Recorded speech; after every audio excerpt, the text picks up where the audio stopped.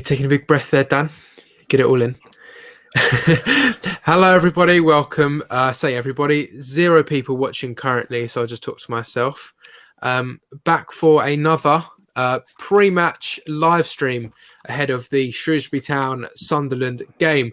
Myself, Matthew Lead. Hello.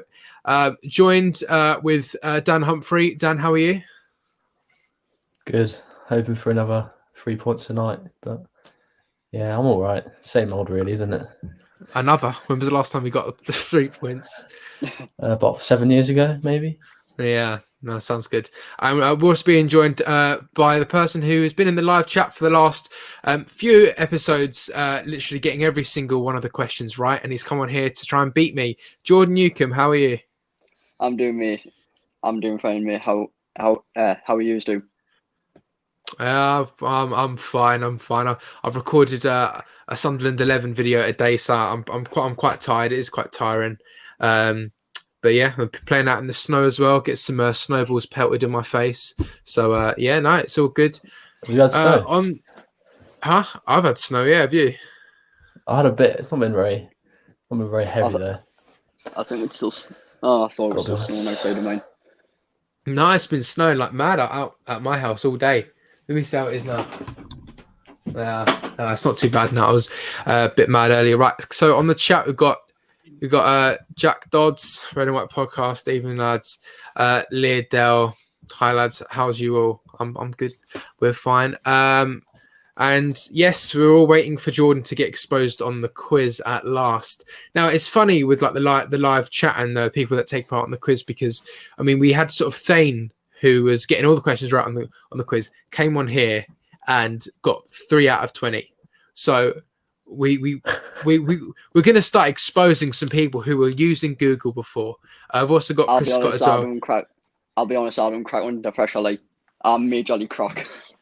So I could probably get exposed on this. I could probably get exposed on this one. In early. Getting the excuses. Right, so Shrewsbury Town game tonight. Dan, what do you think ahead of tonight's game? Who knows these days? You know, every game, something different happens. I mean, Shrewsbury, we beat them 1-0. I think they've got.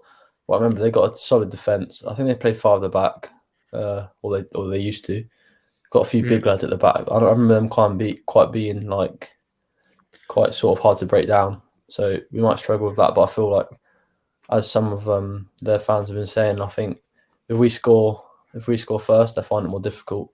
But if they score, then they could easily hold on to a 1-0 win, like they did back at their place last season, or it was last season I was there. Yeah, it was last season. Yeah. It wasn't an enjoyable game because they scored in the first half. Jason Cummins scored, I'm pretty sure, and they just sort of shut up shop and held on to the 3 points. I mean, we hit the post about 3 times. That could easily happen again if they get the first goal. So yeah, it's important. If we get the first goal, hopefully we should get on the 3 points. But then you never know, because we've got the first goal in the last 2 games and we haven't won. So yeah, well, I remember that game we lost 1-0. I was actually in Spain, so me and Dan met. We might tell that story a little bit later on. God, Thane, man, call you a cheat. Thane's not a cheat. He's just, I don't know. Let's see if Thane can get all the questions right today on the quiz, because Dan's written it. Jordan, what do you make of the game tonight? I think it's going to be a hard one, with the recent results we've had, especially against Oxford or MK Dons. Sorry. I think he should start and play Jordan Jones, and hopefully he can put out the best team with the best formation. Hopefully with wingers, because a 4-2-2 doesn't work, because we're not using like Jordan Jones or anyone else at the best. We need to get the 3 points, but I do think it's going to be a somewhat difficult game if he doesn't put the best lineup out. Yeah, I agree. I think, well, for me as well, it's like, I don't know. I feel like we always start a game all right, and then we dip off. We might score a goal. You know, we did against Shillingham, we did against MK Dons, and then we just invite the pressure. And it doesn't help when we're taking short goal kicks, short corners, short free kicks, short everything. I know we've got a short manager, but we don't need to do everything so short. Do you know what I mean? Like, I don't understand. We just put ourselves under immense pressure every single time. And yeah, I just I don't know really why we do that, and it doesn't help. But hopefully today we do see a little bit of change in tactics, and yeah, hopefully we can win the game. So just quickly on the chat as well, Leah Dell again, no snow near me in Middlesex. Middlesex isn't too far away from me actually. I don't even know. Well, I just know it's not. I don't even know where it is. Right. Thane, Paul was doing the quiz that day. Some questions were before my time. Well, I know, but thing is, a lot of questions were before. I was born in 2003, and I was getting questions right from like when was it? Like the 70s and 80s. So don't use excuses, Thane. Come on, don't use excuses. Right then. So, right. So that's sort of the preview done. Dan, oh God, I haven't even got a notepad. Right. Jake, what's your name? Jordan. That's you. Have you got a notepad and pen to write down the answers? Yeah, got them prepared. All right, nice one. And Dan, have you got everything prepared? Yeah. So I'll tell you what the theme is. Theme? Obviously, the theme is Sunderland, but I've got 20 questions. And as the questions go on, it's like the season after. So it starts in 2000 to 2001 season up until last season. So there's one question from every season. Okay. So I'll start off with an easy one. Question 1. What place did Sunderland finish in the Premiership in 2000 to 2001? I wouldn't know. I was born in 2001.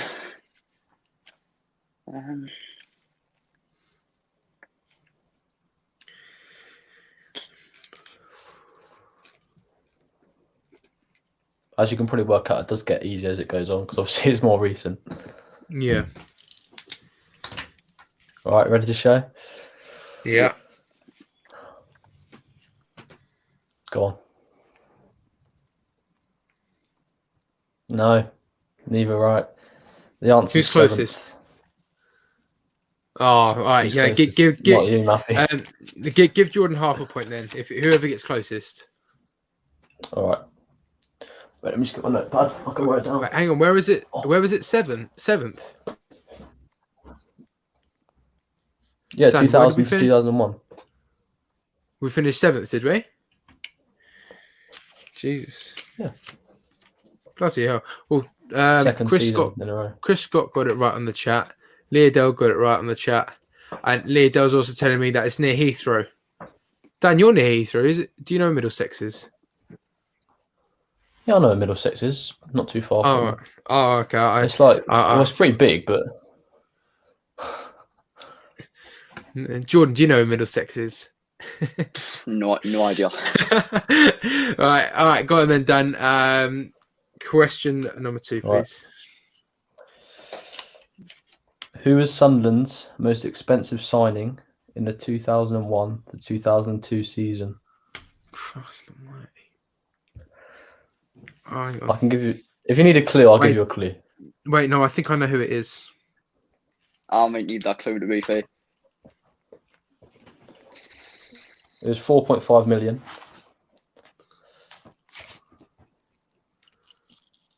Oh, there's a clue. I have got no idea. I only stopped watching matches in 2006. I'll give you the team. He came from Rangers.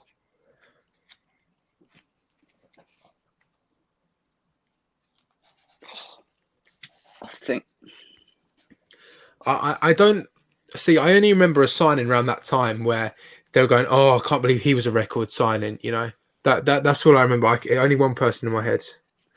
So, should we show our answers? I'm hoping it's this one. Because it's the only one I've been told. Nah, Claudio Reyna.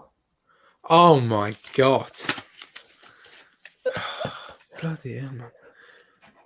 Yeah, look, Thane's glad he's not on your quiz, Dan. Oh, right. It get AJJ easier, is trust saying me. Southeast England is where Middlesex is. So thank you. It does Yeah, help. it's near. It's probably nearest to me actually. Yeah. Right. Go on then. Question 3. All right. How many points to what we do to the nearest? How many points was Sunderland relegated with in the 2002-3 season? We came 20th. So it's not going to be many. I'll give you that as a clue. Last. Oh, do you know what? I think we this was a question before in the quiz, and I can't even remember the answer. Oh God.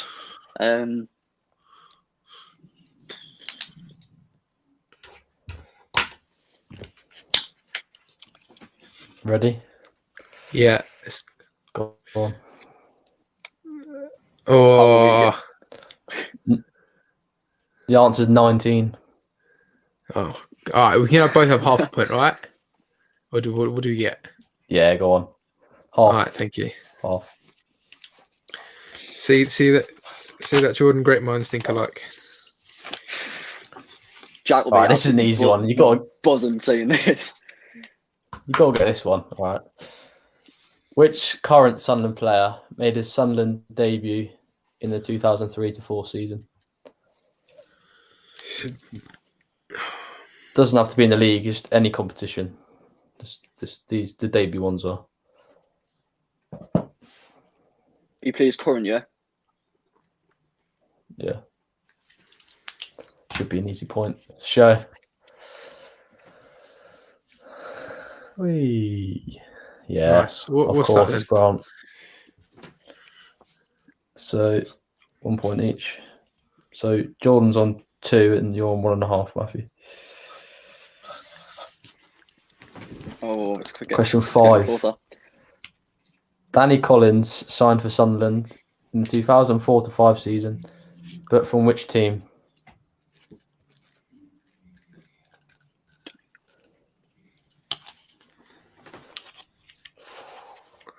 Oh, I've got this one. Oh. I've got this one. It only helps because he's done about 200 podcasts. Like everywhere I look now, it's like Danny Collins podcast, and he literally tells the same story every single time. He does. So I don't blame him for wanting to like not come on more podcasts. Right, ready? Yeah. Go on. Yes. Well, it's Chester City, but I'll give you it. Yeah, I'd hope so. I just think I'm pretty sure because I don't think I changed it. There's not a Chester City anymore. It's just Chester, I think. Yeah, no. Well, Danny Collins kept calling it Chester, so Chester it is. Right. Question 6. Who won the league in the 2005-6 season, which is the season that we were relegated with 15 points from the Premier League? So who won the Premier League in 05-06?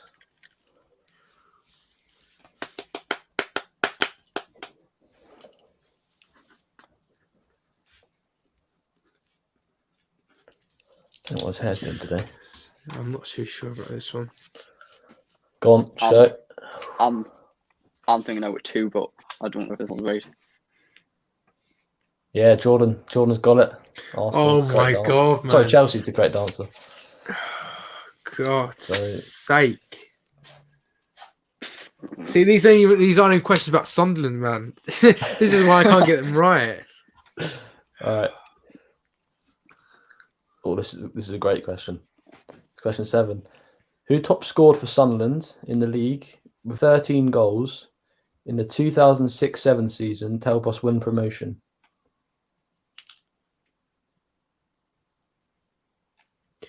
Can only be 2 people, I'm thinking. And if you want a clue, it's not the one who you'd think it would be.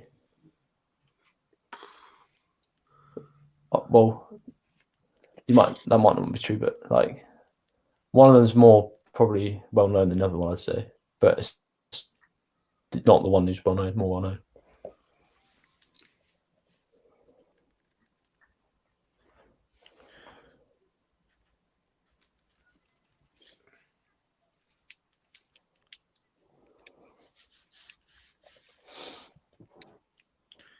See, I had two people in my head, but I've just gone with a completely different one. Oh, So I haven't even gone for one of the two. show. You got your answer yet? Yep. I was going to put him down, but I don't know if it would have Oh, been Jordan's right. frozen. Jordan's got it right. It is. Oh, I was David going to put. Connolly. I was either going to put Connolly or Murphy, and then in the end I went, now Marcus Stewart. I was going to put Stuart down, So that's but I another don't know if point. it. Oh man. Oh, just got my instincts, man. Question 8. Which team broke Sunderland's record for the lowest points in Premier League history in the 2007 to 8 season? That's a nice easy one. Is it? Well, it still stands today, so I don't know if it's going to be right, like, but show. Got one. that's it. It's one. It's Blackpool. Matthew's right. Yeah, it's Dodds. Get it! Hold on. Back in it. We're back in it. What's the point now, Dan? Well, I'll do 2 more and then it's halfway, and I'll give you a halfway score. I swear this goes quicker when you actually played the quiz. Question 9. Who else scored alongside Kieran Richardson against Newcastle in the 2-1 home win in the 2008-9 season? I've just watched this clip and all. I've just watched this clip and all. Oh. I still remember the commentary. My brother's in the chat. Derby. Yep. See, Leardale had my thought process of Marcus Stewart as well. Like, Jordan, have you got your answer? I don't know if he was playing in Let's this put this out. in this season, like, but This hair's annoying me, so I'm just going to put a hat on. You got it? Sure. Yeah, Matthew's right. Steve Malbronx Cisse. Jibril Cisse. His first bar for Sunderland. I remember the commentary, man. Come on. Catching up, I think he is. Right, question 10. Then we're halfway. Who was in goal for Liverpool when Darren Bent scored the famous beach ball goal in the 2009-10 season? oh, that's easy, that one. See as if I get it wrong, I'm going to look like a right tit. All right, You got it written down? Yeah. Yeah, Pepe Reina. That was a nice one. Right, so at the halfway, it is.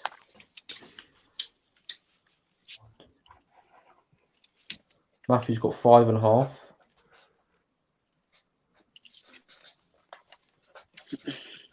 And Jordan's got 6. Oh, half in it. No, I was beat. Do you know? I was beat by half a point by Sean on Saturday. I can't be beat by half a point again. Surely not. I was so that's angry as halfway. well because there's a question like I got wrong that I knew.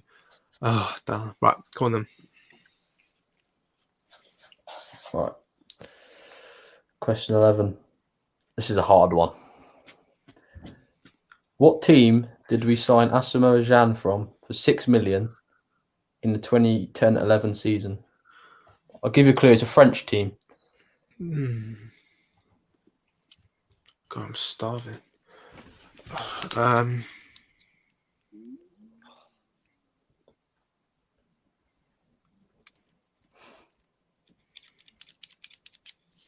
I can see their badge in my head, but the name isn't coming to me.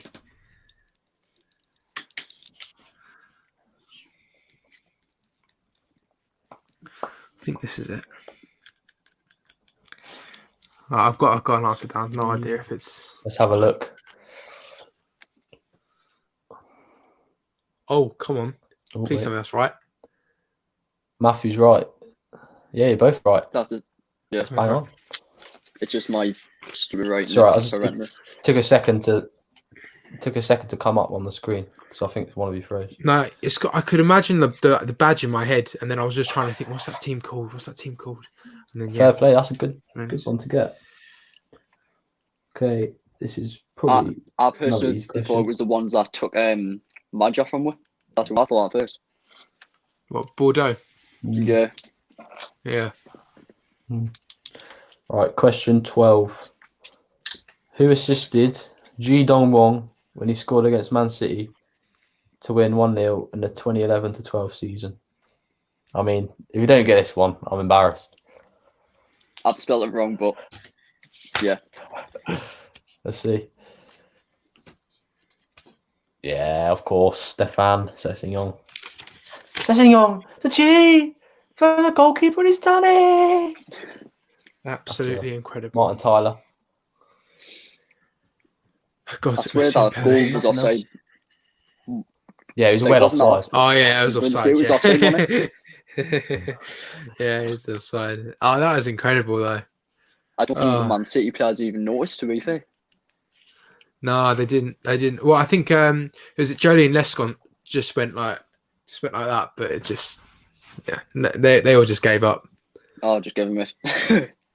That was just one of those games really. Like I just remember where I was and what I was doing. Do any of you remember where you were? Look, Jordan, were you there? No, I watch on. I think it was on Sky Sports, wasn't it? I think that It match. was on Sky. It was on New Year's Day. Yeah. Yeah, I think that was one of the That was matches I brilliant. couldn't get to. Oh, I just Right, remember me and my dad question- going absolutely mental. Go on. Yeah, in the living room, that was the same as me. Yeah. Question 13. Which current Crew Alexandra player made a Sunderland debut in the 2012-13 season? Ooh. Again, it's in all competitions, so it could have been the cup. I wasn't too sure, but just they played for Sunderland, the first team. Oh man, this is gonna. Current Crew player. You're going to kick yourself as well.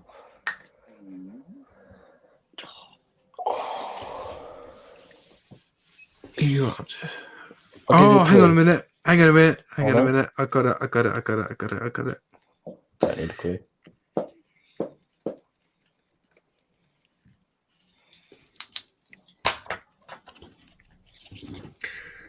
Go on then. Yeah, Mikel Mandel. Yeah. Of course. Because it was just like an academy player, and I was just thinking of like a first team player, and I thought Billy Jones has gone to Crew, hasn't he? Or Lincoln? No, where's he gone to? Has he gone to Crew? Billy Jones. Yeah, has gone to Crew hasn't on he? loan from Yeah, Rotherham. he's went to loan. So I couldn't get Billy Jones out of my head, so I was just like, but he didn't play for us in 2012-13, did he? But then yeah, Mandron, of course. No, he joined the So, 15-16 still- season, I think. When No, we had it was the what was Gaffer it? No, it was 14. No, it was 14. It was 14-15 because he came in to replace Phil Bardsley. Oh yeah, that's right. Because he left. yeah, Didn't he? Yeah. yeah, he did. I still see he's one of the best right backs we had. Like. Yeah. This is going to be another one closest to, unless you get it bang on. What minute did Fabio Bruni score against Man City at Wembley in the League Cup final in the 2013-14 season?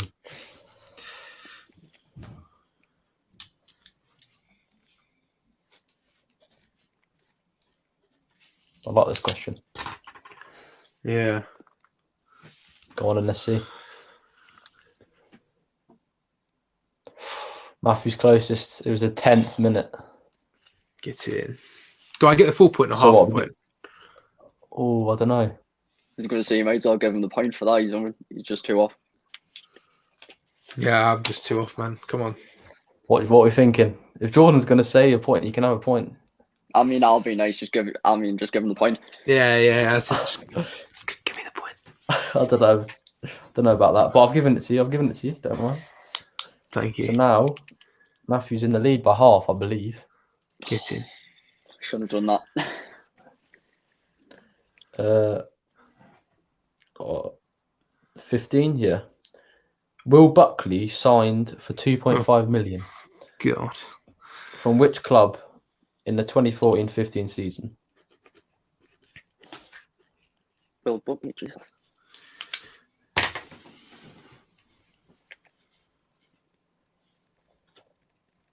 That's a blast from the past. Will Buckley.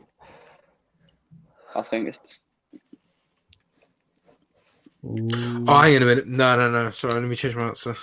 He's doubting himself. is that old right mid one with the curly hair? Yeah, then- yeah. Comes to Buckley, and there's. Oh my word.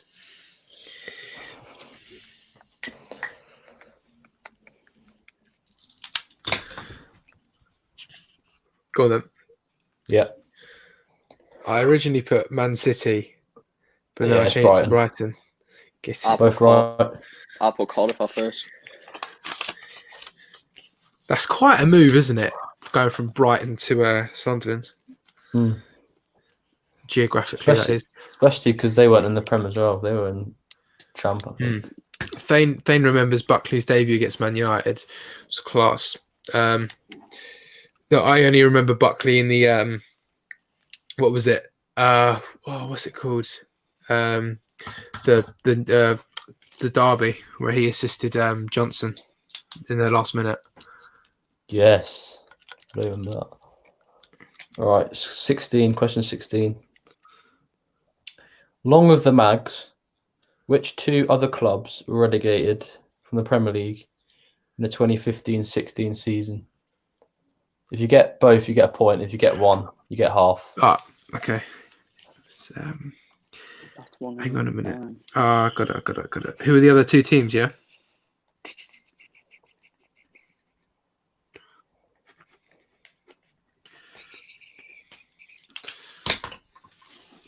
Oh, got it. Remember this after the I remember after the watching on Everton Sky game. Sports. Ready? Ready to show? Go on, show it. Yes, both right. Aston Villa and Norwich. Good in. Because not only we relegated Newcastle, but relegated Norwich, didn't we? Like after the Everton game, Mm. and then Aston Villa just finished really low in like 20th. Right. Question 17. Again, it will be nearest to. This is a great question. What was the joint fee for the signings of Darren Gibson and Brian Oviedo from Everton in the 2016-17 season? So we go closest to gets a point. The joint fee, so there's one fee for both players. Yeah, so the joint fee, yeah. Couldn't have been much. Couldn't have been much.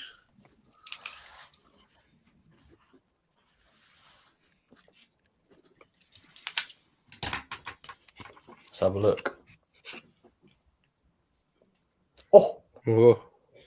7.5 million is the correct answer. So Matthew's closest. Yes, I surely get a full point for that. Come on.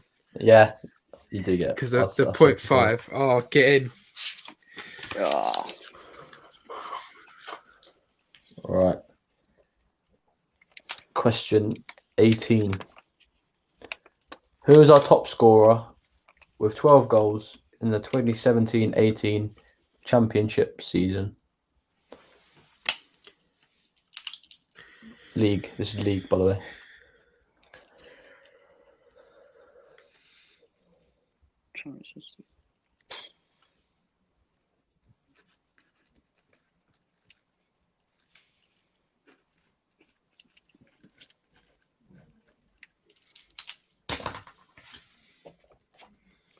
Championship season, yeah? Show. Yeah, Lewis Grabban. 12 goals. Gotta be. Not as good as Charlie White. I just remember him in the Netflix series. What an absolute fool. I Lewis know. Grabban. Someone put Defoe. Yeah, I wish we had him in the championship. All right. Penultimate question. Question 19. This is an interesting one. Right. Who was relegated in our 2018-19 League One campaign? So 3 teams that were relegated. Oh, And right, first- okay. What in the first season down here? Yeah, so the season we were in the player final. In fact, was it? Oh yeah, wait. Yeah, it was. Yeah, 18, 19. Yeah, because Berry. Yeah. So it's only 3 teams. Oh man, I know one of them, but I can't think of the other ones.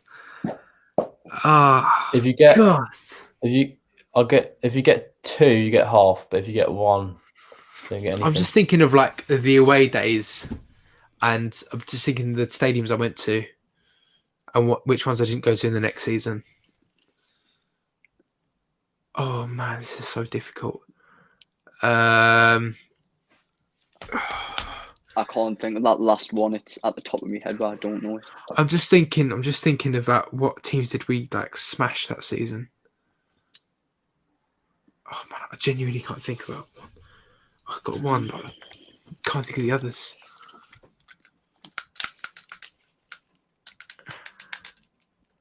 Oh.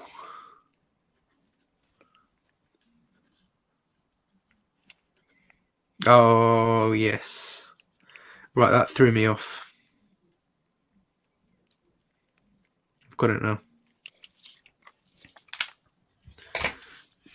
You got them, yeah? I've got them. Yep. Let's see. The answers is Walsall, Scunthorpe, and Bradford. Hang on a minute. No, Plymouth went down. Sure. Four teams got relegated. Oh, Plymouth as well. Yeah, Plymouth as well. Yeah. So we did get those right. It was just the extra one. Of course, yeah, Walsall as well. Yeah, that is true. Well, we surely get a full point for that because you did say 3. How many did you get? We got 3. We got both. Yeah, well, we got 3. Yeah, you can have a point. Go on. Nice. Yeah, it was the Scunthorpe one that threw me off because we did actually play them in the next season, but it was in the leasing.com trophy. So I remember like playing there, but then it was just that wasn't a league game. That was awful. Do you remember they lost 3-0? Yeah. That was like an all-time low. Yeah, I reckon that was probably the lowest point. Oh yeah, it definitely was. Yeah. Was it 09 who got sent off as well? I think it was 09 who got sent off. I'm not too sure. Oh, hang on a minute. Yeah, I think it was 09 that got sent off at before. Hello, Ethan. Half time, I think. I don't know. But I know it was 09 that got sent off.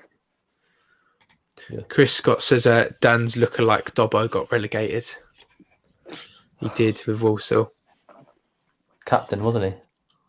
Yeah, he was, yeah. I just remember at Walsall away when he in the league he missed an open goal. Oh yeah, it was him. It was him. Yeah, like I don't know what he did there. I mean, me and my dad were laughing about it, going, he's so bad. Next season, buy him. Sign him. Yeah.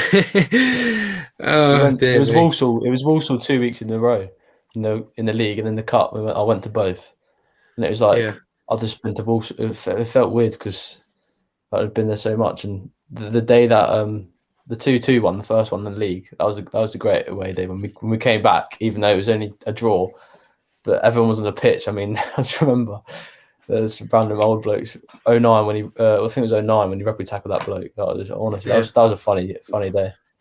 I don't even know why I wasn't at that match, but that looked a pretty fun match. Last question of the day. Last one. I'll tell you what, if you get this, then fair play. Who was Sunderland's only debutant in all competitions in the 2019-20 season? As in, like, actually, sorry. Who's the only person who's come through the academy? Sorry, to make a senior debut last season, and he doesn't play for Sunderland anymore.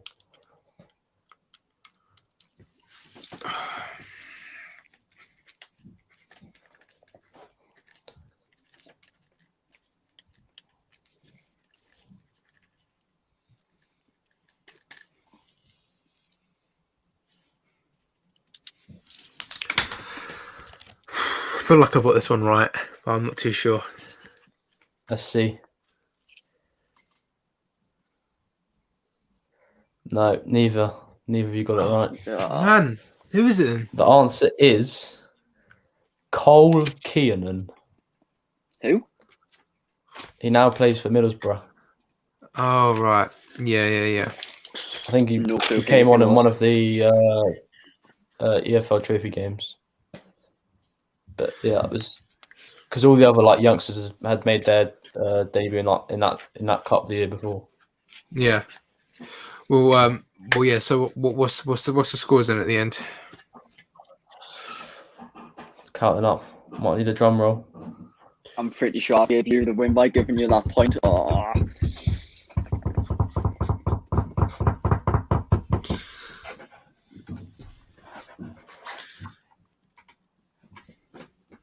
Right, Jordan scored 13 points out of 20. It's not bad. That decent. Mm-hmm. Matthew scored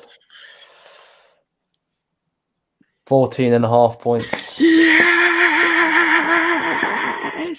get it. I had that ready as well. Whether I give him the point or not, he still would have won it. So Yeah, I still would have won it. Oh, that was a really good quiz. Well done, Daz. Dan, I'm going mental tonight. Honestly, I'll leave that banner there just so everyone can see it. Right. So that was a great quiz. Jordan, did you enjoy the quiz? All from this book. yeah, I enjoyed it. The absolute record. But Dan, what did you get in the quiz last time you did it? I wrote the questions, didn't I? What did you get? It was like 10, you got I think. nine and a half or something like that. I don't know. Something Different like questions. Different questions. different questions, right? I'd say what we'll do now. We'll take some questions from the live chat. But I'll go on there quickly. Rosie Laws, Matthew Redemption from Saturday. I know. Excellent. He's got his crown. I've got my crown back. Matthew, stop cheating with your crystal ball. All seriousness. Oh yeah. Congratulations. Thank you very much, Zane. It means a lot. I'd like to thank a lot of people. But right. Jordan on the Dr. Pepper. Nice. And then we've got Charlie One Rovers Logs smashing the content. Thank you. Yeah, like a lot of people sort of had similar answers, really. Chris Scott says big heads. Don't know who he's referring to. Oh, Definitely you. It's all about the taking parts that counts. Casey Cameron Jude, hello. Terry Arkle, love you. I don't know who that's aimed at, but thank you very much if that's aimed at any of us. It's very nice. Right then, so that's the quiz out of the way, and sort of one of our next sort of topics on the pre-match live stream. So news today: the salary cap has been what's the word? So someone help me out here. Abolished, maybe. Abolished, something like that. I feel like I'm saying that wrong. Yeah. Anyway, so that's now gone, and yes, and typically it's been they've got rid of it after the transfer window. But Jordan, we'll start with you. Was this a good decision? Personally, for League One and League Two teams, yes. Because you see players like what we've got, like McGeady, and like it's going to give her a huge chance to try and get more players in. And with we're just getting Graham, who else was it? Was it Embledon that just went out on loan to Blackpool? Yeah. And getting him out on loan, it's going to give her a better chance to get players in. But unfortunately, it's come a bit too late with the windows shut. But it's going to help that boost next season if we struggle again this year, and it's going to give her a chance to offer contracts back to the players we've already got and what you want to keep.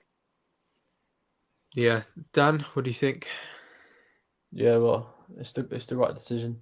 It should never have been a thing in the first place, because I don't see how you can make clubs like us spend the same as Accrington, Stanley, and teams like that. It just doesn't make any sense. It should be like a percentage of like how much revenue you make or whatever. So yeah, it's good because now we can, obviously, people's contracts are running out. We can renew them, maybe give them a bit more money if they persuade them to stay and like not leave. and then also it's easier because you can just get rid of other players, and that money can be spent on getting new players in. So yeah, it's good for the manager as well because it gives him more sort of options, I guess, to see who he wants to get in instead of just having to get loan players. He can buy someone permanently and like give them like a long-term plan. So yes, it's positive news for us. Well, yeah, someone said it earlier. Hang on, where is it? He said we should get a free agent. Here we go. Ethan Dixon said, think we need a free agent goalkeeper very desperately. Well, to be honest, I said last week, Saturday before the match, said I was surprised that Lee Johnson didn't try and go and look for like a new goalkeeper to get, because the ones we got at the moment, Burge and Matthews, obviously they're not as bad as the sort of Jason Steele, Lee Camp, Robin Reuter sort of them lot, but I still think maybe we could have looked for another goalkeeper, but now with the salary cap gone, I mean, I don't think we're going to be really looking for free agents now, because obviously they're not that bad. But I don't that could be something we could look at. But yeah, for the end of the season though, for the players you would keep, I mean, Jordan, which players in this current squad would you keep? Because now we've got obviously the salary cap's gone, and we can just sort of offer whatever to the players. So which ones would you keep? I'd keep Burge as at least one of the goalkeepers because he's been rather decent. I'd keep Wright. That is his contract up, or no? He signed a 2-year deal at the start of the season. He's got another year. I'd keep Willis as well. Keep 09. If we can, try and keep McGeady for the another year or so. I don't think that would happen. And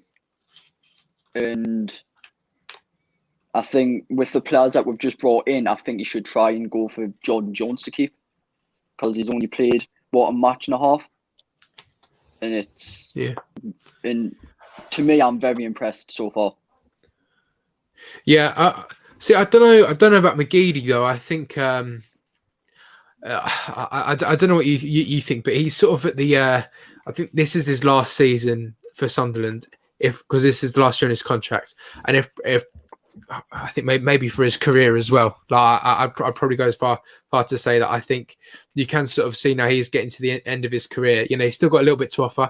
Same with Ledbetter, really, because we have these like sort of 34, 35-year-olds, and now they're coming to the end of their career. I think this is sort of their last gasp. Dan, go on. I've got to disagree with Jordan and a few things here. I've got to be honest. I wouldn't keep Burge because I don't think he's very good. He's not bad, but I don't think he's all that. So I just don't really see. I'd go out and buy a new keeper, or I'd give a chance to Patterson or someone, because neither of the keepers are very good in my opinion. If we want to go up, or if we want to try and get to the Championship, you're going to need a better keeper than the ones we've got at the moment.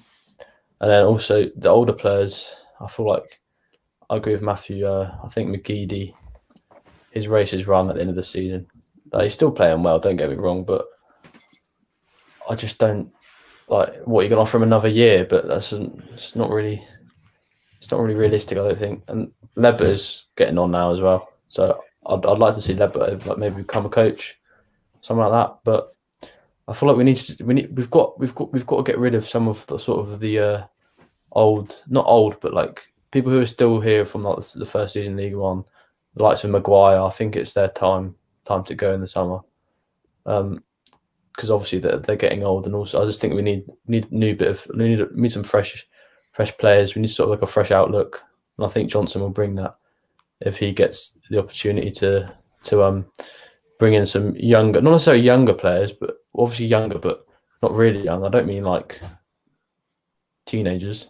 I mean like people in there are like about to go into their prime, like 26, 27, 25, 26, 27, and he can give them a long-term plan to sort of give us a platform to build off. And so, yeah, I'd release quite a few of the oldies, I'd reckon. Yeah, on the chat, AJJ says Honeyman back with Madison end of the season. Well, to be honest, I don't know. Like, obviously, Marcus Madison's a player like a lot of, even me, for example, like really wanted to get. But then you sort of see what's happening now. He's gone to Bolton. He's gone to Bolton on loan from Charlton, and it's sort of no surprise that he's fallen out of every single one of his managers there. Do you think we've dodged a bullet there, Jordan? Definitely. Yeah. With his attitude in the game as well, I think he would fall out with Johnson very easily. Yeah, we sort of think how like McGeady fell out of Parkinson. I mean, imagine just like Madison. Do you know what I mean? Like that's just. I think we have now. I know I'm no longer disappointed that he didn't sign. What have we got here? Thane says, I agree, Matthew. He is a creative player, but to be honest, I wouldn't be too disappointed if McGee left in the summer. Same, mate. Honestly, McGeady's done well while he's been here, but him and Ledbetter, like he's just said here again, like Ledbetter will probably retire at the end of the season because I genuinely can't even see Ledbetter. I don't know. I just can't see another season in his legs. Like he's doing well this season. Don't get me wrong, but I don't think that he's going to keep it up. You know, he's done well, but I think this is sort of the end. And if he gets Sunderland out of League One, then I think he can happily retire, knowing that he did something good for us at least.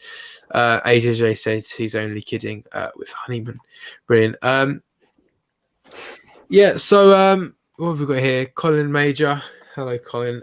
No salary cap. Just think of the signings in the summer and new owners. Well, yeah, that's it. That's it, really, isn't it? So, with the takeover as well, I don't really like talking about the takeover, but obviously we're in February now.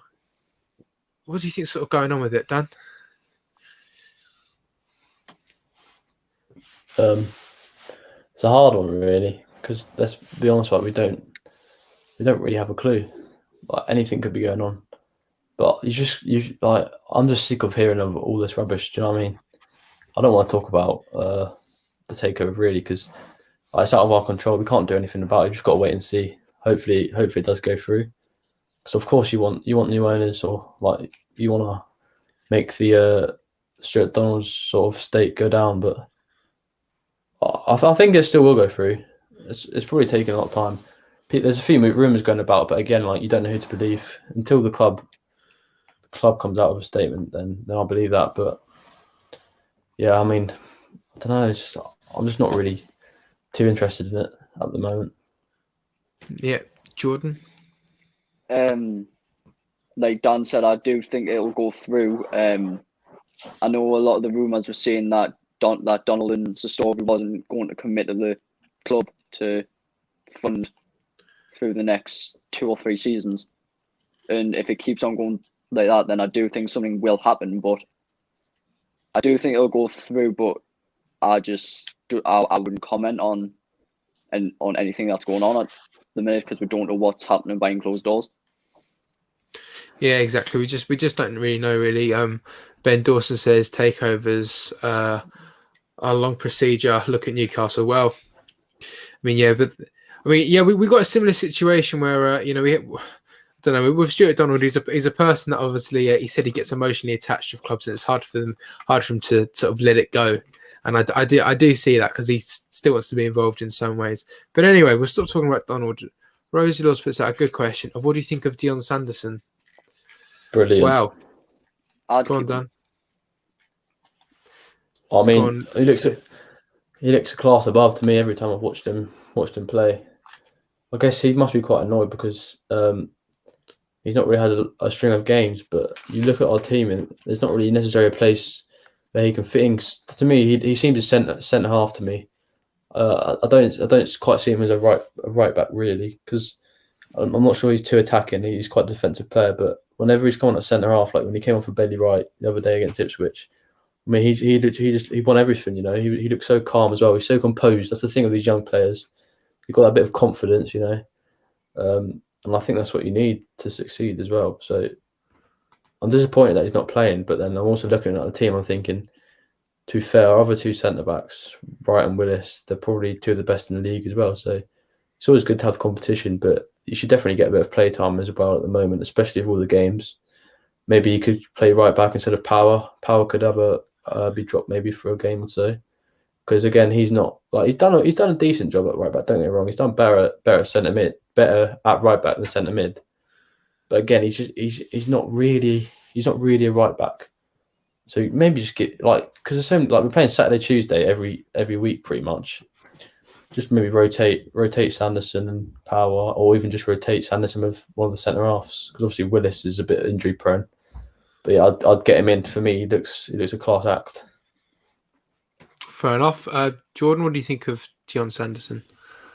I think he's a decent player for his age. I think he was a good signing, bringing on loan from at least a Prem team.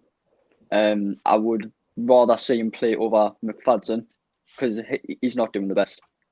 You can't see the impact that he does do when he comes off the bench and when he actually does get that chance. So hopefully we do see him in the starting line, even tonight would be great.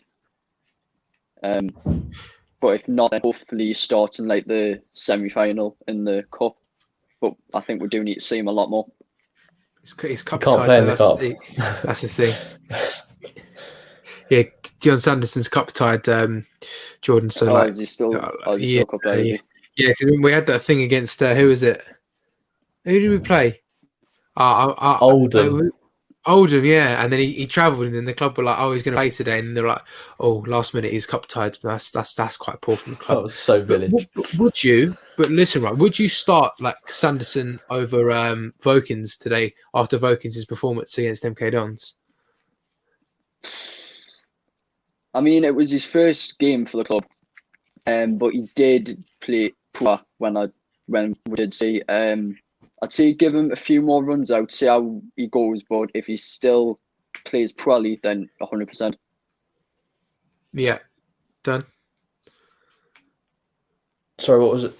You cut out there. I didn't hear. Oh, sorry. I was just saying, if would you start Sanderson over Vokins?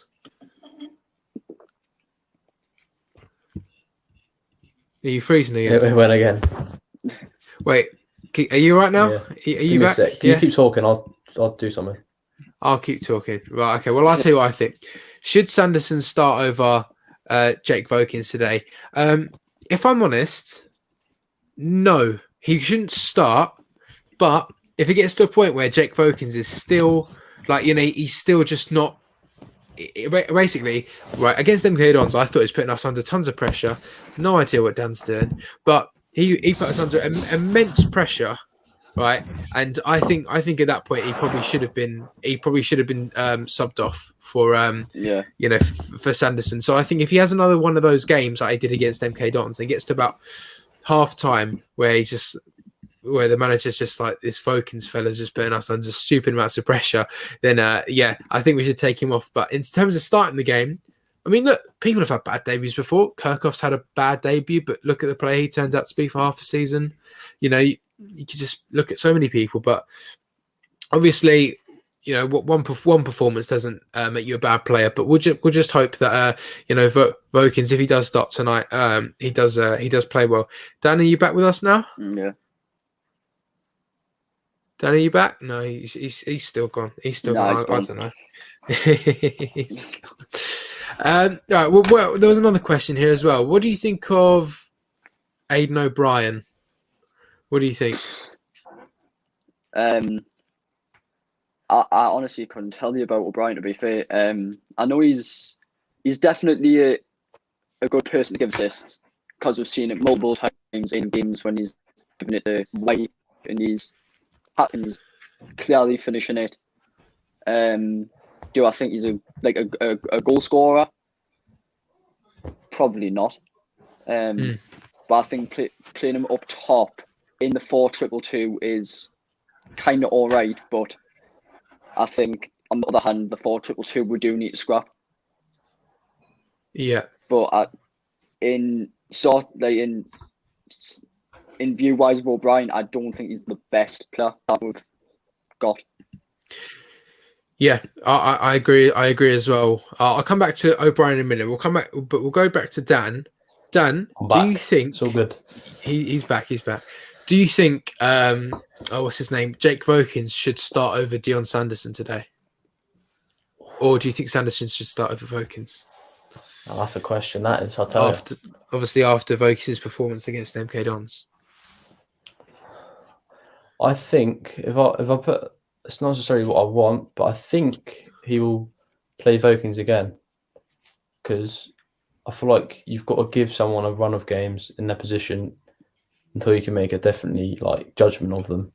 Because let's be honest, people have bad games. They're League One players, man. They're not exactly Messi. So I thought, yeah, he had a poor first half, but I feel like he did improve as the game went on.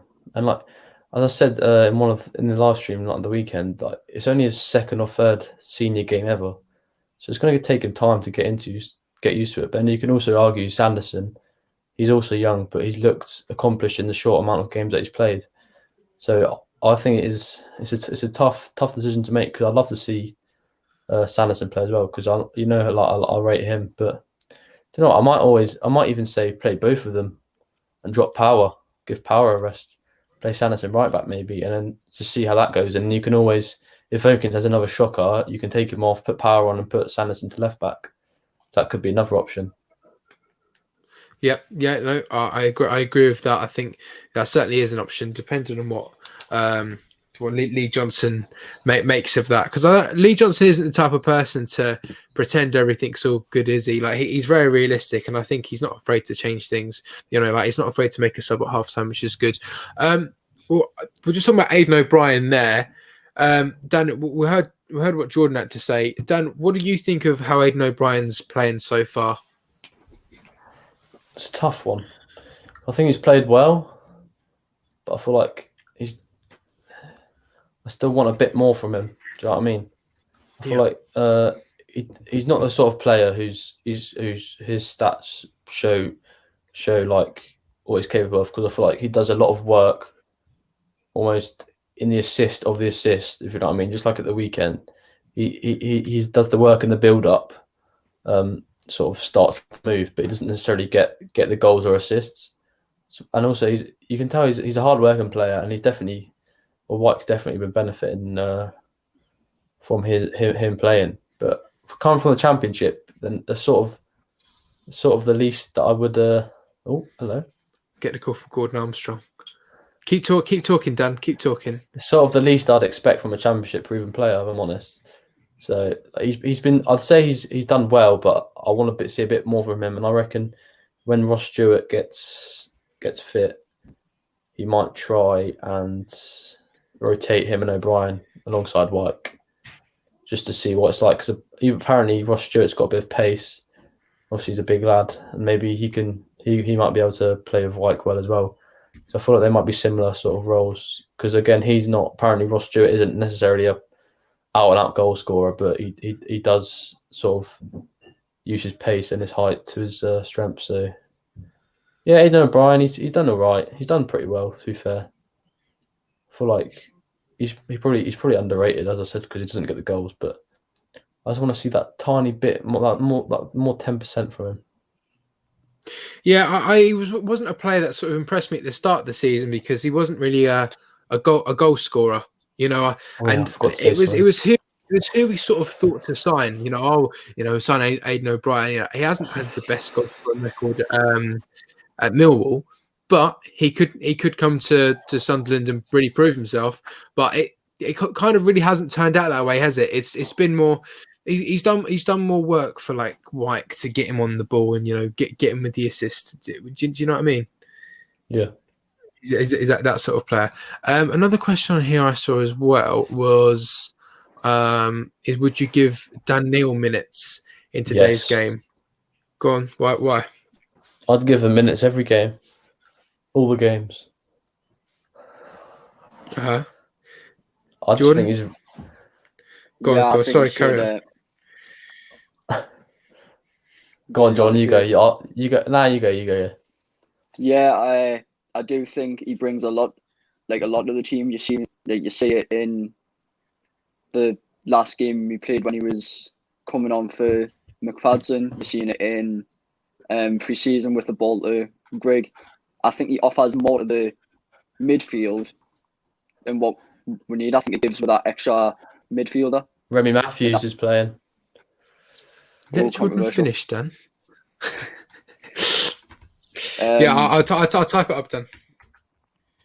I just do think he can assist just like the strikers if we do play the 4-2-2 and if O'Brien doesn't get there in time, if Neil's behind him, then he can just put that through ball through and just hopefully get that goal. Yeah, exactly. And here we are making an appearance. Yeah. You all right? Yeah, I know, Dan. I've got it here. Do you want to say hello to the live stream since you're going to walk in? Go on. Do you want to come and say hello? No. Yeah? Just be quiet. Lovely stuff. That's all Right. That's all right. Go on. Off you go. See you later then. I know McLaughlin's back. Lovely. Cheers. Honestly, do you know, I just sent a little message before going, oh, don't come in, Dad. You know, I'm doing a live stream, but he always loves coming in and he thinks standing with the door open and whispering doesn't affect anyway. Right. So where were we? Where were the lineup? Yeah, go on then. Dan, do you want to talk us through the lineup and what you make of it? Rory Matthews is coming for Lee Burge, which I'm not. Do you know what? I'm not actually too surprised. I think Matthews in the cup and last week, I think he had a pretty solid game. And to be honest, Burge hasn't.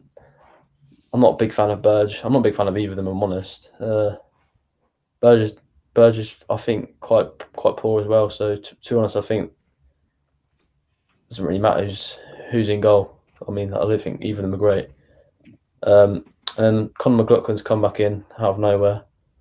I'm surprised that Sanderson's on the bench again. I'm surprised, and Power as well. So Conor McLaughlin's playing at right back ahead of those two, which is interesting. Then got Willis and right, obviously centre half, which and Voking starts again at left back. And midfield you got O'Nien and Scowen in centre midfield. So Lebbett is having a rest. He's on the bench. So it's 4-2-2-2 again.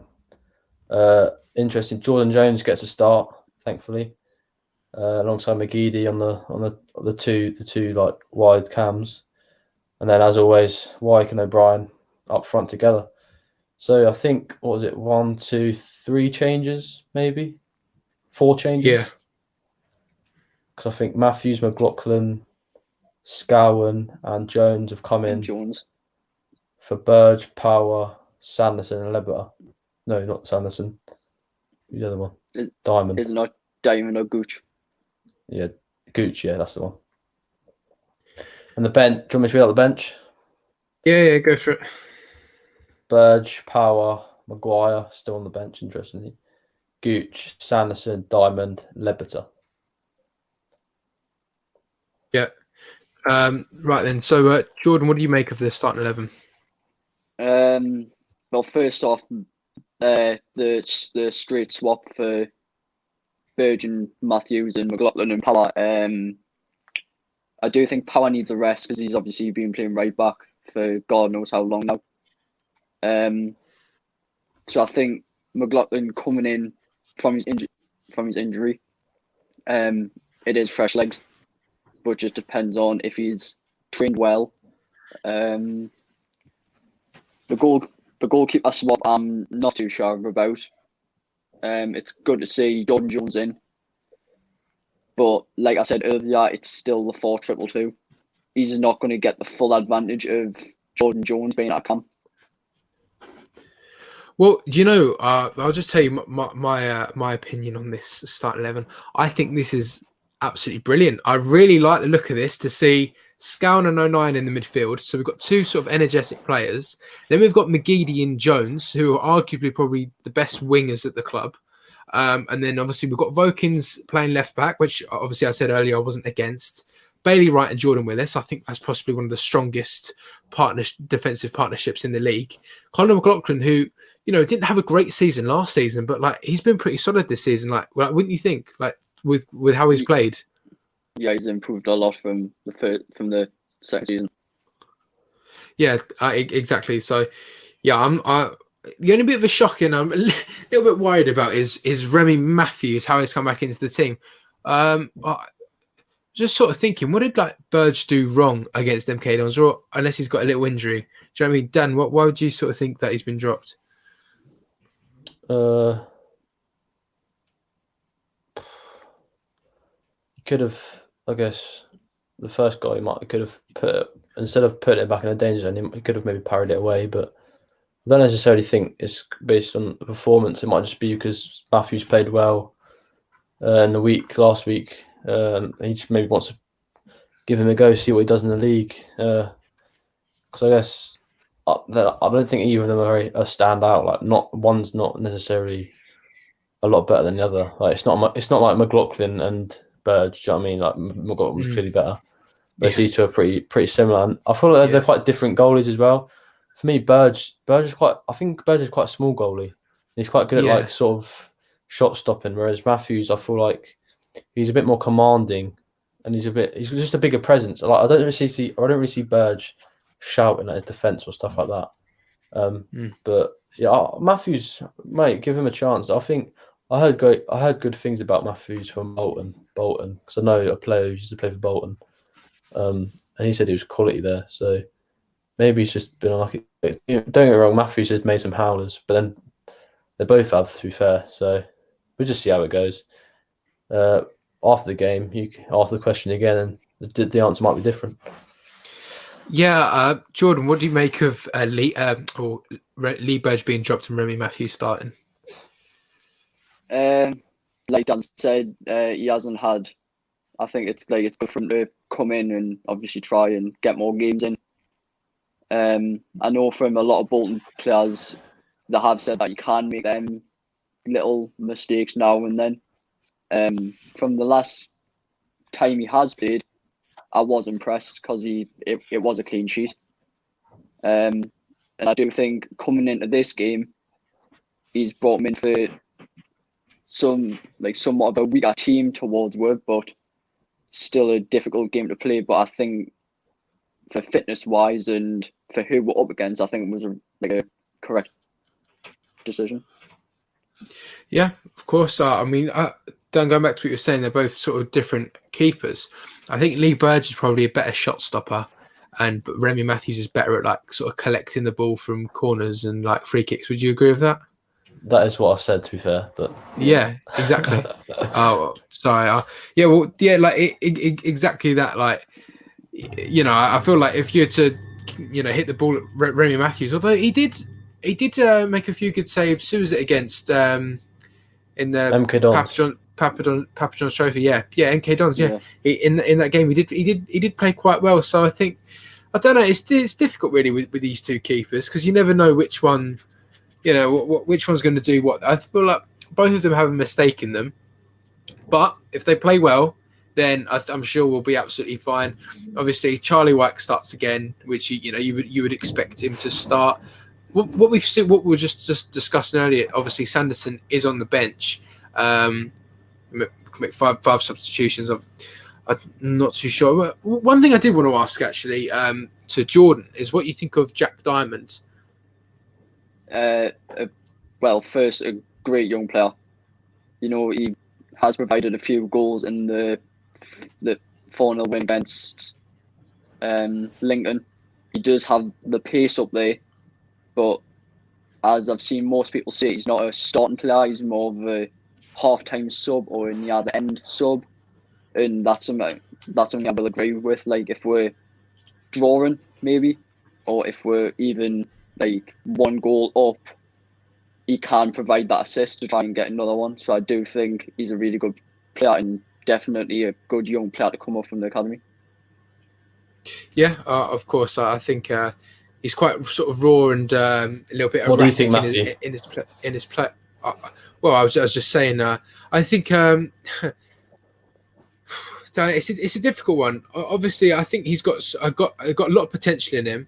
But should he be starting every single game? Well, no, I don't think he is a player that should start a game. As Jordan said, he's a good player to sort of bring on, and he gives you that kind of energy, that pace that is probably missing, and makes everyone else in the team go, oh, I need to run a bit faster here, because, you know, if they've got a 35-year-old, so they've got McGeady on one wing and Maguire on the other, you know, two like people in there like sort of getting into like mid-30s, and they're sort of slowing the team down, and then you got other players around you as slow as well. It doesn't make you sort of get that sense of urgency. But when you got a player like Diamond on the pitch who does come on and bring you that pace, and it can make everyone else go, all right, well, come on, then let's get moving. So I think he can be used. He can be used effectively, but I don't want him to be one of those players that's just started in every single game for the sake of it because they're young. But no, so yeah, that's what I think on Jack Diamond. I saw someone else asking a question.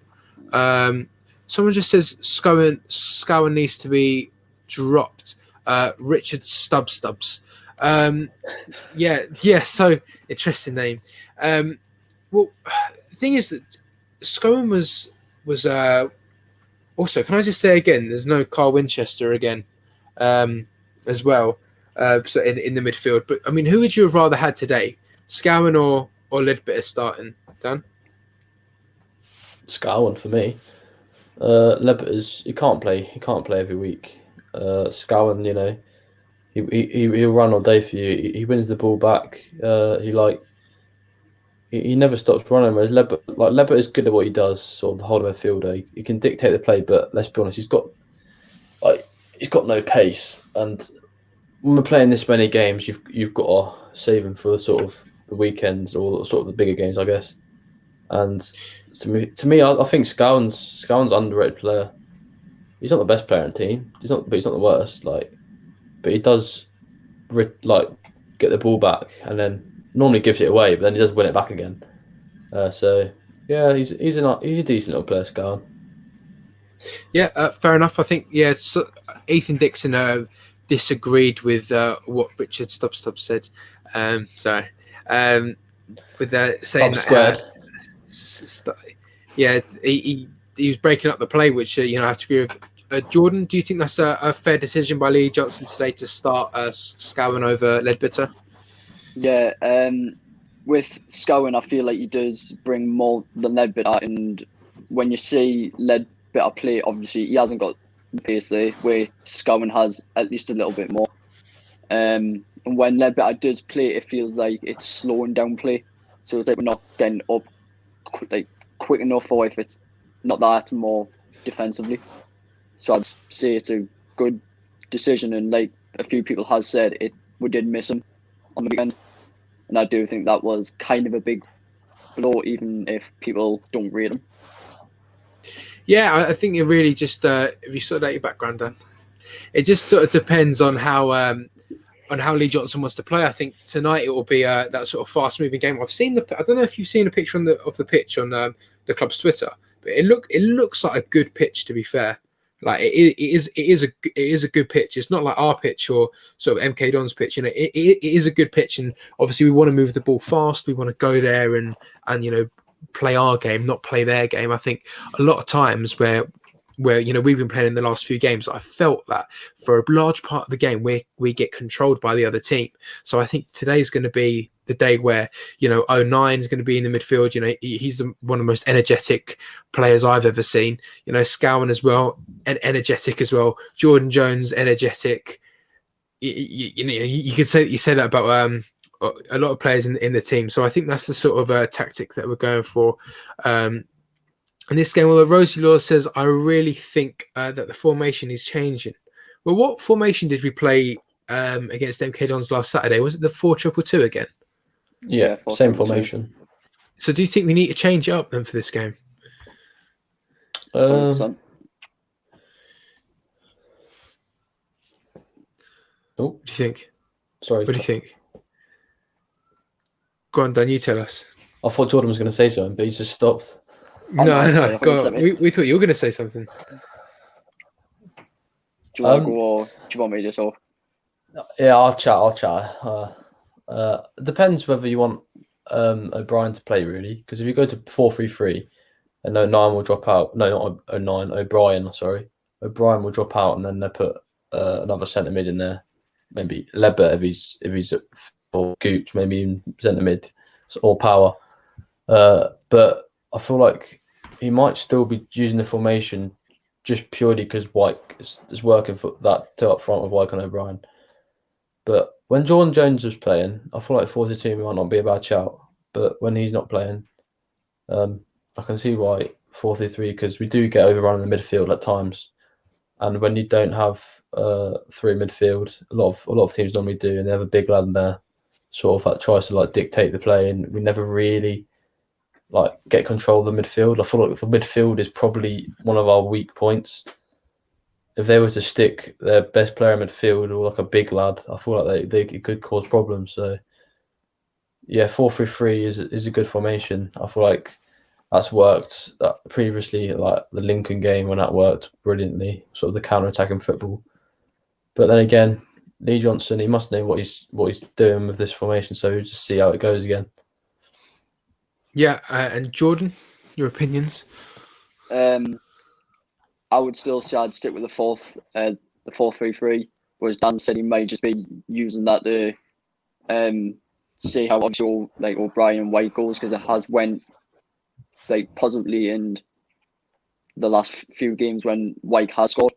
But I do think if he wants to get the most out of some of the like wingers that we have got, like McGeady or Jones or players like that, then I do think he should go for the wingers. I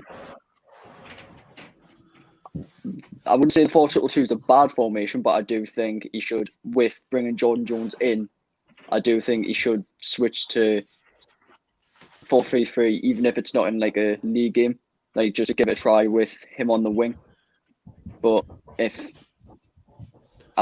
like most of the fans would know that he's pretty certain about what he's trying to do, and obviously you can see in like interviews and where he thinks players are going wrong or what formation, but it's. You know, I would say as well, up to him for that one. If Lebbett is playing, I reckon 4-3-3 is probably the better option because he's sort of. It's not like he doesn't really like when he's in the midfield. You sort of need another body in there because he's not going to sort of run around as much. But I feel like you can probably get away with two if you have the two energetic lads, 09 and 09 Scowen in the 4-2-2.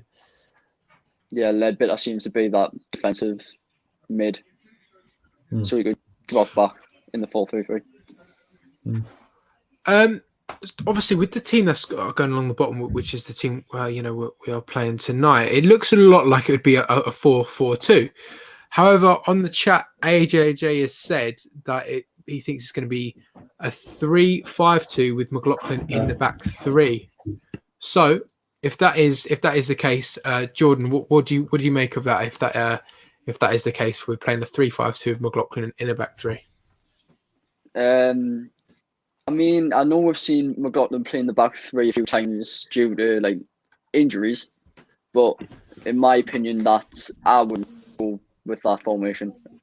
That's when I'd possibly turn to 4-2-2. Mm-hmm. Yeah, and Dan, are you being left alone now? You can speak. Yeah, same with me. With my dad again. It's fine. Sorry, I was just saying. AJJ said we might play a 3-5-2 and put McLaughlin in the back three.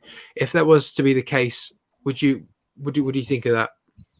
Nah, no chances that happening. Why would he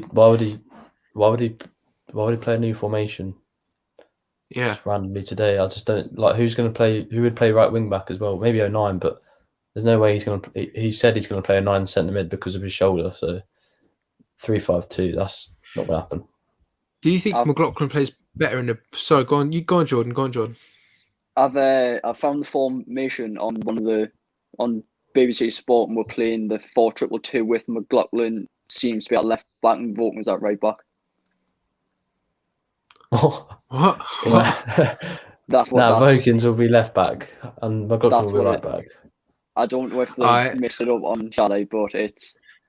They must have done. They must have done because I would never trust. I barely trust Vokins at left back. I wouldn't never put him on right back, to be honest. But I mean, hopefully, that's not the case. They've probably mixed that up, but are definitely going 4-2-2 with O'Brien and White and McGeady and Jones behind them. Is Donald Love playing? That's the question. Yeah, it's Donald Love. He's playing in the mark of McGeady, so that's who he's got against him. It must be love, love, love. Love. What is Um, love? yeah. Oh man, don't love. But yeah. Sorry, I was just going to go back to my original question. Do you think Conor McLaughlin plays better in a back three as sort of the right-sided centre back, or as a right back? Go on, Dan. We'll start with you. Probably, I'd say so. Yeah, because I feel like in that formation, there's a bit less pressure on you. You know, because you don't have to be attacking as well. You sort of just, and when if you have, say, Wright in the centre of those back three, you feel a lot more confident, I think, and it puts a bit more pressure on you. And all you have to do is really not, obviously it's not an easy role, but instead of like fullback, you have to be up and down, up and down. Right centre back gives you a bit more sort of time, and you sort of gives you a few more options to just sort of give it out to the right wing back. And so yeah, I'll probably say he does, because I don't think he's that good attacking as well, McLaughlin, but he's very solid defensively, I'd say.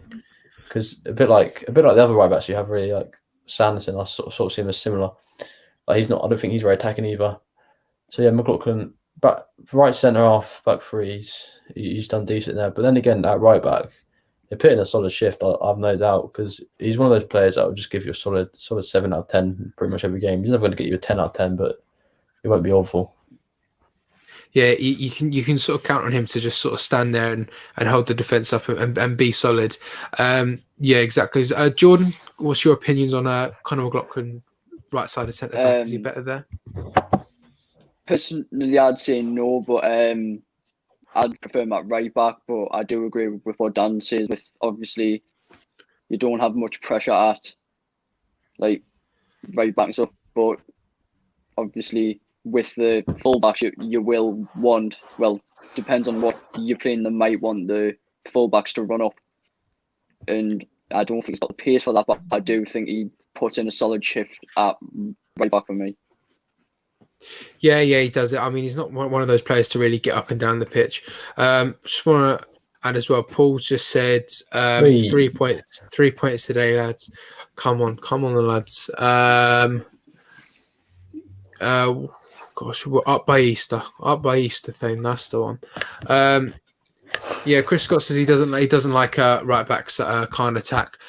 Yeah, I mean, yeah, exactly. I mean, McLaughlin's not that sort of type of player to, you know, it's just the way he's built. Really, he's just not made as a little pacey, wing back. You know, that's just not really his game.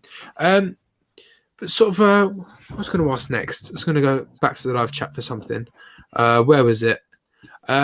So, are you everyone happy that sort of O'Nien's back in the team now and in midfield rather than still playing right wing back? Because in my opinion, I still did think that, you know, playing right wing back in the formation we were last season, it gave obviously Luke O'Nien the license to go forward, because obviously we had the back three. You know, we would have Willis, Ozturk, and Flanagan, or maybe Wright there as well, or Joe Lynch. But I thought O'Nien was a good position for him. Really, it kind of suited him, right wing back. But he's in playing in centre midfield now. Jordan, we'll start with you. Do you think this is a good position for him? Is he better in centre mid? I mean, I did like Matt right back because he was obviously, as someone said in the chat, like they don't like right backs that can't attack, and that's what O'Nien did. Like he was up down constantly each game, and I think that was good on him because he could get back, get forward with the pace he's got. I think he's started as a midfielder from his career.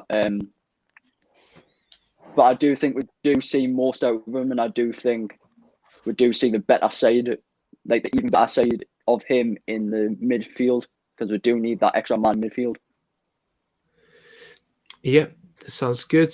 Dan, what do you think? Do you prefer O'Nien in midfield, or do you think right wing back was a good position for him? I think right wing back was a perfect position for him, but we don't play that formation anymore. So I feel like he's a very good right wing back because he's better going forward, and he was the fittest man in the team, so he can go up and down. But now it's just 4 at the back. I feel like midfield's definitely the better option. Centre midfield, a bit of energy in there, because he wasn't as good defensively. Like he wins every header, and that's why he's good in the middle of the park as well. You know, he got up for everything. So yeah, I like him playing centre mid. Definitely, yeah. Well, anywhere to be honest, you could probably put him in goal, and he might be better than Burge and Matthews. So. Yeah. That's what Yeah, someone just said in the chat as well. Oh, did they? Yeah, Thane put it in.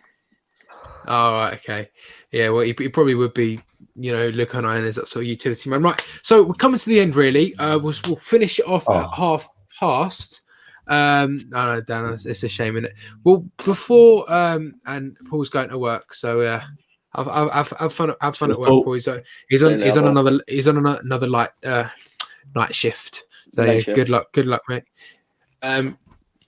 Yeah, so we'll just get everyone's score predictions really quick. Jordan, we'll come to you. Score prediction for this evening. 2-0 with Jones and Wyke to score. Okay, sounds good. And Dan? I said 4-0 at the weekend, didn't I? But I was a bit bold. I was just doing that because to be different. I'm going to go 3-0 there. 3-0. 3-0 win. Who's going to score? Wyke, Jones, and McGeady. Fair enough. I'm going to say 3-0. Everyone tell us your score predictions as well in the live chat. I'm going to say 3-0. White's going to score twice, and Jordan Jones is going to get one as well. So, yeah, we've got 3-0 from me, 3-0 from Dan, and 2-0 from Jordan. So we're all very confident that we're going to keep Remy Matthews is going to keep us a clean sheet. All time, Shrewsbury 1, Sunderland 0. Yeah, that's probably what it's going to be. Yeah. Let's hope not, and we can play well today. So yeah, I mean that just about wraps it up. Anything we want to sort of do before we want? Dan, do you want to sing us a song? A Sunderland chant to get us up for the game. I don't know about that. What do you want? Dear me, I don't know. Hit us with I don't know. What Sunderland chant?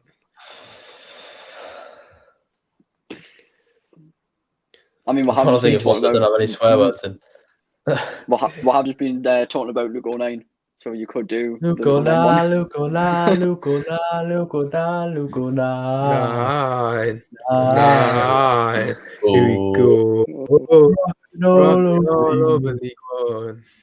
we go. There you go. Right, that should get all the players up for the game and all the fans as well. So I thank everyone for watching. Let's hope we can win. Away the lads. Keep the faith. Let's go get big 3 points. Town. Come on.